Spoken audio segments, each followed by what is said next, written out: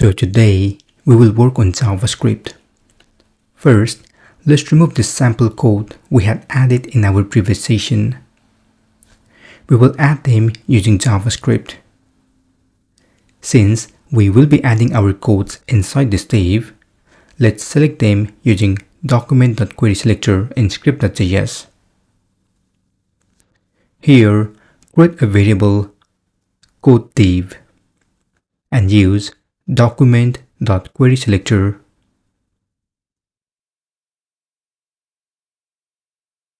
Select code ID.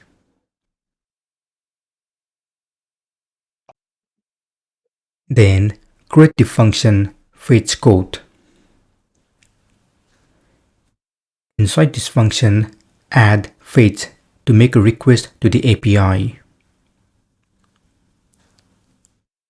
Let's use a free API called Quotable API. It gives us random codes in JSON format. I have shared this link in the description below. Here, scroll down and copy this link. Then paste them over here. Since we need random codes, click this link, Get Random Codes. Copy this and paste them at the end of the URL.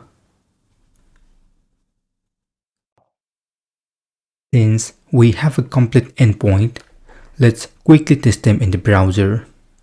So copy the endpoint and paste them in the browser. It seems it needs to be just HTTP without S. So let's test them again. Click Pretty Print.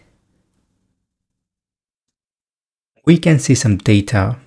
It means this endpoint works well. Now we need to convert this response into JSON format. So add the then method. Add response.json. We will use another then method and here call the function generate HTML. At the bottom, create this function generate HTML. Pass data as a parameter. We need to show code content and author in this code div, so use code div.innerHTML equals backticks.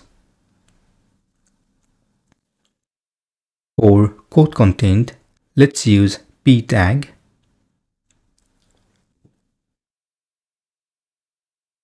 The code content will come from this content.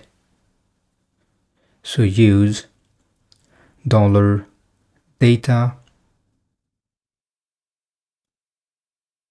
0.content.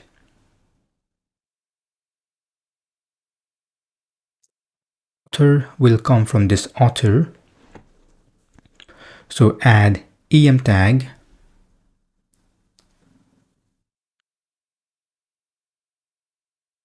$data0.author and close the em tag. Finally, call the fetchCode function. Take the preview and you should see the codes now.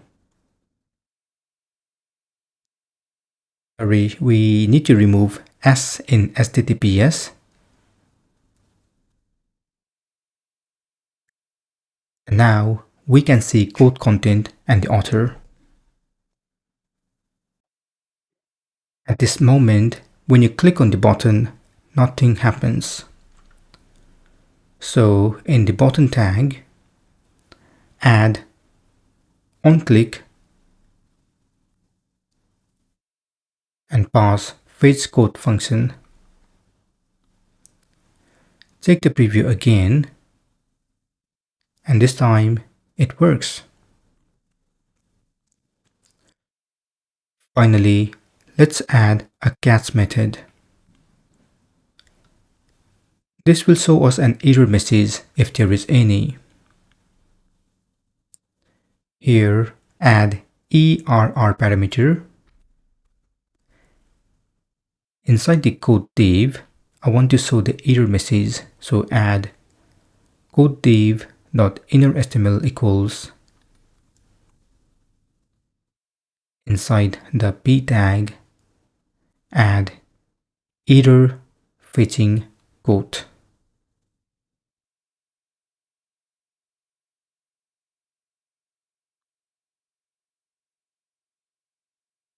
Let's also log the error in the console. So use console.error ERR. Now I will break this endpoint, check the preview, and we can see the error message.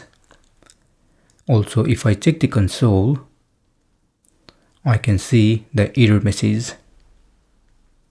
Great.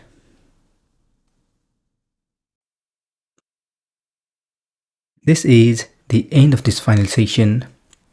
Thank you so much for choosing my YouTube channel to learn this Face API project, Random Code Generator. I will see you again in my next video.